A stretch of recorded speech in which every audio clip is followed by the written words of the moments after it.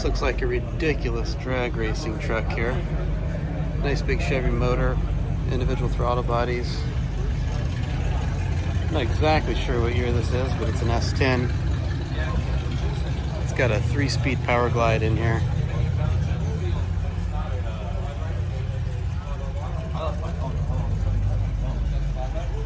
Obviously got some hydraulics. Excuse me.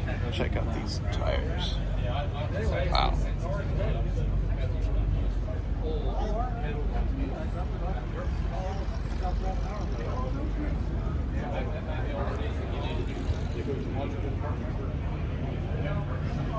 Yeah, this one's off the Cadillac C10.